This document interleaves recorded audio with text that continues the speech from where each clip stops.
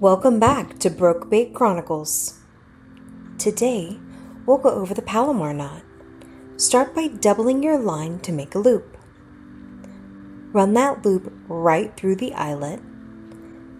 Now tie a simple overhand knot with the loop.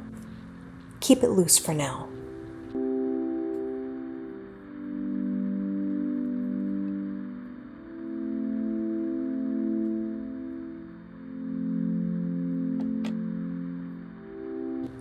Slide the hook through the loop, then pull that tag end tight.